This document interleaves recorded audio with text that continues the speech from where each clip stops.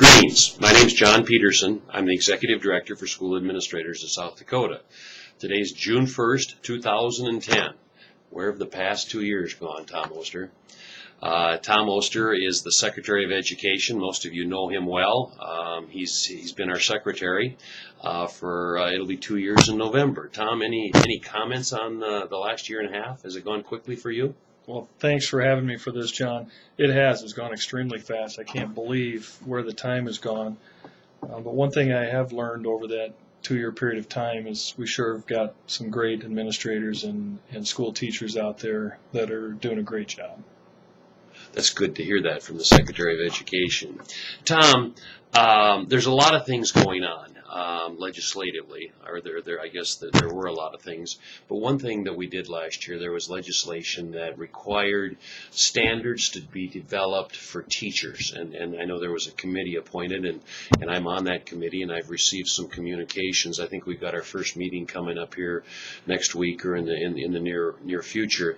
Where are we at on that committee, and what do you hope to accomplish by establishing these standards? Well, the legislation called for creating of teaching standards, and Dr. Melody Shop will be heading up that committee. Hopefully they'll come up with a clear set of standards for teachers, and then they'll also develop a model evaluation tool that schools can choose to use that if they want, but they're not required to. Mm-hmm. And that's the goal, and I think that'll be the first step in many of the things that the Obama administration and Secretary Duncan have asked for as far as effective teachers.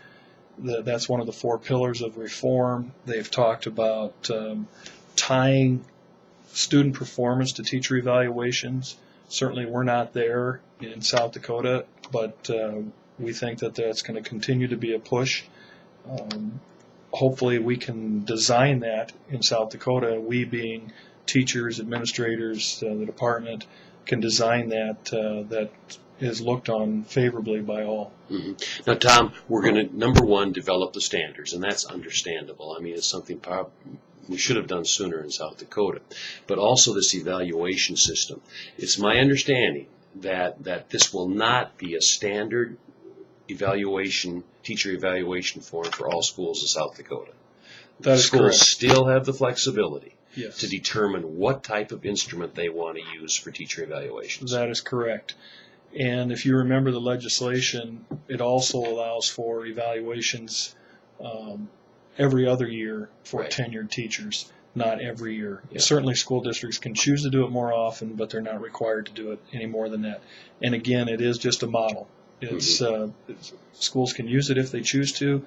They can pick pieces of it and use that, or they can continue to use the model they're using today. You know, that's a perfect time for me to throw a plug in for our Porthan series that we provide here at School Administrators. And Ed Porthan has instructed several principals, in particular in South Dakota, on instructional leadership, which is a form of evaluation for teachers. And we're going to be having another one of those cohorts. Is going to be starting here this fall. I believe it's in September. The dates are on our website. But the fact is, I know I had some superintendents and some principals say, "Jeepers, you mean you're going to develop a system for all of us?" And no, we're not. But it's to assist them and to help them, because I know there are schools out there that are looking for assistance in regards to the teacher evaluations. That is correct.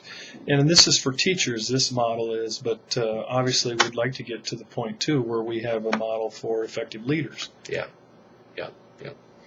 Okay, Tom, you know, one thing that we realize in education is that to be effective, to improve student achievement, we're going to have to do a better job in regards to professional development. And I know that you have some responsibility, the Department of Ed, but also we know that, like us, you have a very limited budget.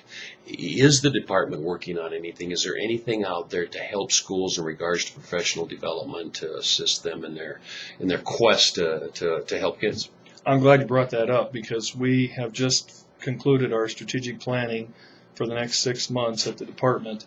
And what we've done is, because of all the budget cuts that have had to take place, we've got to redefine what it is that we want to focus on, and that's going to be on student achievement. Mm-hmm. We're putting together a group of folks that will hopefully go out and train teachers on the 2 or 3 standards that we perform the poorest on statewide. Mhm. And we'll be getting more information out to schools as this moves on, and I'll talk a little bit about this on the 60 Minutes call. But we're really excited about this because we dug down and found the 2 or 3 standards that statewide, and it's amazing that these standards also correlate with how poorly we did on the NAEP on these 3 particular standards. And we found out that it's not what we're teaching, it's how we're teaching it. It's the level of critical thinking. Mhm. And so we're hoping to go out and do some professional development in this area to write directly to the teachers.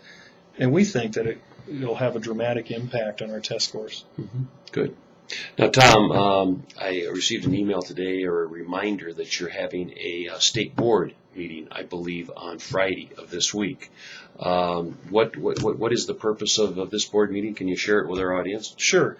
The State Board of Ed is going to look at, and Wade Pogany will be introducing to them a memorandum of understanding that allows us to join one of the 2 consortiums that are developing the national assessment. If you remember correctly, under the Race to the Top money, they kept back $350 million that consortiums could compete for to develop an assessment that would be used to assess the Common Core. Mm-hmm. All this will do is allow us to join one of those consortiums because each state in the country is joining one or the other, and some states are joining both. We would like to join the Smarter Balanced Consortium, and this will just allow us to sign that memorandum of understanding so that we're at the table, meaning that we can have input from our state when it's developed. Okay, so all this does is give you the authority to be a part of the process. Correct. To develop that. It appears that No Child Left Behind is going to still be in effect for the next school year. There's been a lot of talk out in D.C. about rewriting No Child Left Behind and coming up with a new program. But at least what I've heard, Tom, is that it's still going to be there. But with that said, are there any changes that we're going to look forward to for the upcoming year in regards to AYP or anything else with No Child Left Behind? Yes, I think you're correct that it's going to take them longer than they expected to reauthorize ESEA and therefore dramatically change No Child Left Behind.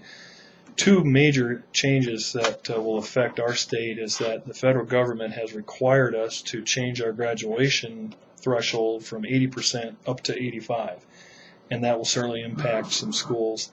The other thing is that they've allowed the state to lower, if you will, or in effect raise the N size. The N size has always been 10 in South Dakota with a 99% confidence interval. That is going to remain the same, the 99%, but our N size will be going to 25. Now, there are a lot of folks that think by raising the N size to 25 that small schools would never have any consortium big enough to meet that N size. And I was one of those people, so I'm glad you're explaining that. In fact, what they do at the Department of Ed is they use aggregate data for 3 years, and they still hold those schools accountable. Okay. But it's not on an annual basis because you're right that some of the schools would not have an N size of 25.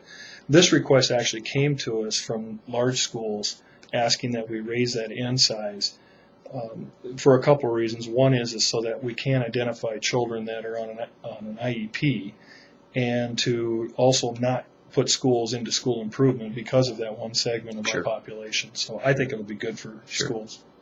Now you mentioned we're going to go from 80 to 85%, and there will be a few. I guess I'm getting the sign here that we're going to have to cut this off. Thanks for tuning in.